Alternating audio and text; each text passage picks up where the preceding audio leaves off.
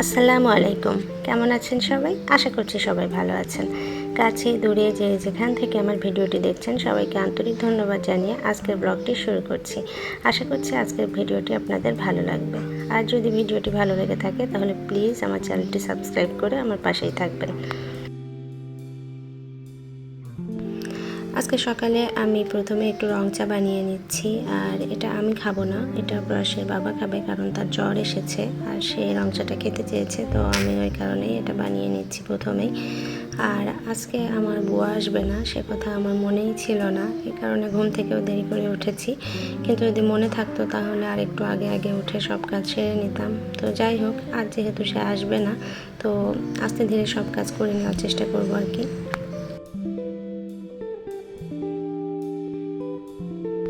চা বানানো শেষ করে এখন আমি প্রয়াসের জন্য একটু টিফিন বানিয়ে নেব। তো আজকে যেহেতু ঘুম থেকে উঠতে দেরি হয়ে গিয়েছে, তো সব কাজেই আমার এখন দেরি হয়ে যাচ্ছে।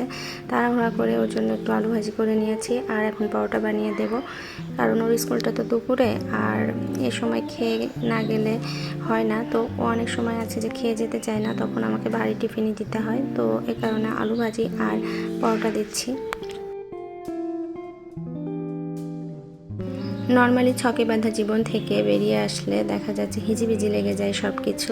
তো যে কাজগুলো ওই খালা করতো সে কাজগুলো আজকে আমাকে করতে হবে, এজন্য মনে হচ্ছে আমার কাঁধে এখন অনেক কাজের প্রেশার। তো যাই হোক, ছেলেকে স্কুলে পাঠানোর পরে আমি টুকটুক করে অন্যান্য কাজগুলো করে নিব।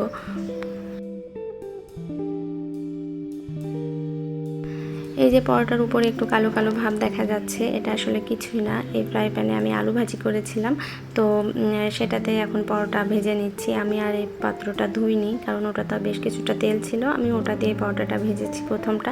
এখন এটাতে একটু হালকা তেল দিয়ে ভেজে নিচ্ছি। আসলে এটা ঠিক পরোটা বলা যায় না, প্রয়াসের কাছে পরোটা মানে তেলে ভাজা রুটি।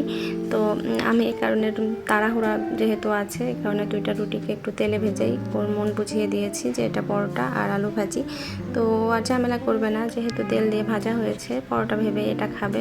ভেবে খাবে না, আসলে ওর এটাই পছন্দ, একটু ভেজে দিলেই ও খুশি। সে টিফিন মাঝে মাঝে শেয়ার করে খায়, তো বন্ধু বান্ধবের কাছ থেকে নিয়েও খায়, আবার বন্ধু বান্ধবকে দিয়েও খায়, তো ওই কারণে বলে যে কোনো কিছুই একটু বেশি দিতে। তো যাই হোক, ওকে টিফিন দিয়ে স্কুলে পাঠিয়ে দিয়েছি, আর আমি এদিকে রান্না বসিয়ে দেবো, এই কারণে মাছটা প্রথমে ভাজতে বসিয়ে দিচ্ছি। এই মাছটা ভাজতে আমার অনেক বেশি সময় লাগে, আর মাছ একটু মুচমুচে না হলে আমার ভালোও লাগে না, এই কারণে আমি সবার আগে মাছটাই বসিয়ে দিলাম। আর পাশের চুলায় একটু কলা সেদ্ধ বসিয়ে দিচ্ছি, যেটা আমি ভর্তা করে নিব। আসলে এই যে পাতিলটা এরকম কালো কালো দেখা যাওয়ার কারণ হচ্ছে এটাতে আমি কলা, ডিম, আলু এই জাতীয় জিনিসগুলো যেগুলো সেদ্ধ করি সেগুলোই করে থাকি, এই কারণে পাতিলটা এত কালো দেখা যাচ্ছে। এগুলোর দাগ আসলে ওঠে না, এগুলো ওঠানোর অনেক চেষ্টা করলেও ওঠে না, কারণ স্টিলের পাত্রে গরম পানি দিলে সেটা কিন্তু দাগ হয়ে যায় আর উঠতে চায় না। তো ওগুলোকে বসিয়ে দিয়ে আমি এখন ঘরটা ঝাড়ু দিয়ে নেব। মোটামুটি অফ ক্যামেরায় আমি আরও কিছু কাজ করে নিয়েছি, তো ঘরটা গুছিয়ে নিয়েছি, আর এখন এই ঘরটা ঝাড়ু দিলে মোটামুটি ঘরের কাজ শেষ, পাশাপাশি রান্নাও চলছে।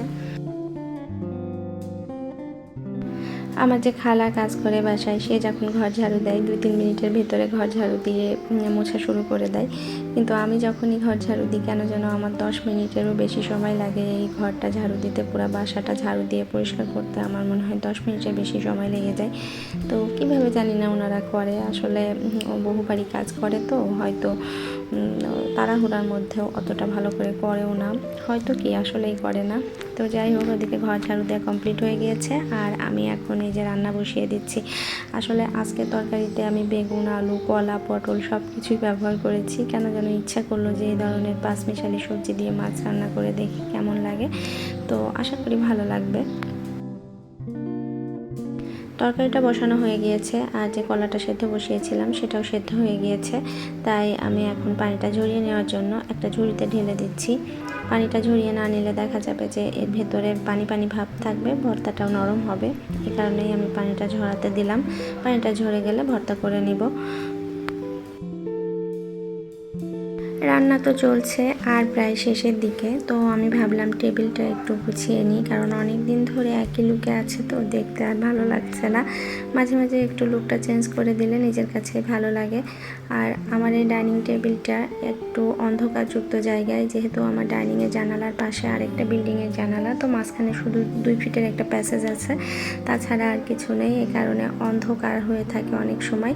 এ কারণে আমি করেছি কি, এবার একটু সাদার ভেতরে টেবিল ক্লথ এনেছি, যেন জায়গাটা একটু ব্রাইট লাগে বা একটু আলো আলো লাগে, এই কারণেই। প্রথমে ভেবেছিলাম এই রানারগুলো বা এই ম্যাটগুলো উঠিয়ে রাখবো, পরে দেখলাম যে না, এই রানারের উপরে যদি এই ম্যাটগুলো দিয়ে দেওয়া যায় তাহলে দেখতে বেশ ভালো লাগছে।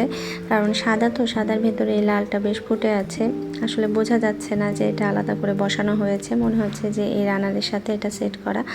তো যাই হোক, এই যে হালকা পাতলা জিনিস দিয়ে আমি এখন টেবিলটা গুছিয়ে নিচ্ছি। আপনারা যারা এখনও পর্যন্ত আমার ভিডিওটি দেখছেন তারা প্লিজ ভিডিওতে একটি লাইক দিয়ে দিবেন, আর যদি ভিডিওটি কোনো কারণে ভালো লেগে থাকে তাহলে আমার চ্যানেলটি সাবস্ক্রাইব করে দিতে ভুলবেন না। ভিডিওর ভিতরে আজকে অনেক শব্দ এসেছে, কারণ হচ্ছে আমার বিল্ডিংয়ের চারপাশে অনেকগুলো কনস্ট্রাকশন সাইটে কাজ চলে, আর এখানে অনেক লেবাররা কাজ করে। তো এই লেবারগুলো কেন যেন সারাদিনই চিল্লাপাল্লা করে গান গেয়ে পরিবেশটা একটু অস্থির করে রাখে। আসলে কিছু করার নেই, ওনারা এভাবেই চলে। তো যাই হোক, আমার রান্না শেষ হয়ে গিয়েছে, আর এই যে কলাটাও আমি এখন ভর্তা করে নিব। তো নর্মালি দেখা যাচ্ছে কাঁচকলা শুকনো মরিচ দিয়ে ভর্তা করলেই ভালো লাগে, কিন্তু আমি কাঁচা মরিচ দিয়েছি, যেহেতু প্রয়াসের বাবার একটু পেটে ব্যথা করছে, তো শুকনো মরিচটা খাওয়া ঠিক হবে না, এই কারণে কাঁচা মরিচ দিয়ে ভর্তা করে নিয়েছি। ভর্তা জাতীয় খাবার আমার অনেক বেশি পছন্দ, অনেক বেশি ভাত খাওয়া যায় এটা দিয়ে, কিন্তু দুর্ভাগ্যবশত আমি এখন খেতে পাচ্ছি না, কারণ আমার এত বেশি ওজন বেড়ে গেছে যে ভাত না খেলেই ভালো, কিন্তু ক্ষুধা লাগে, কি আর করব, একটু খেয়ে নিই। তো এর মাঝে আমি প্রতীকে ঘুম পাড়িয়েছি খাইয়ে দাইয়ে, আর প্রয়াসের বাবার যেহেতু জ্বর ছিল আমি এই কারণে তাকে খাবার দিয়ে দিয়েছিলাম, কারণ তার মেডিসিন নেওয়ার ব্যাপার আছে। তো যাই হোক, সবারই খাওয়া দাওয়া শেষ, আর প্রয়াস তো স্কুলে, এখন আমি একটু খাওয়া দাওয়া শেষ করে নিচ্ছি, এই আর কি। আজকের মতো আমার কাজকর্ম মোটামুটি শেষ হয়ে গিয়েছে, আজকে অনেক কাজ করে ফেলেছি, খুব টায়ার্ড লাগছে। যাই হোক, এখন খাওয়া দাওয়া করে একটু রেস্ট নিব, আর আপনাদের কাছ থেকে আমি এখন বিদায় নিয়ে নিচ্ছি। দেখা হবে নতুন কোনো ভিডিওতে, ততক্ষণ পর্যন্ত ভালো থাকুন, সুস্থ থাকুন। আসসালামু আলাইকুম।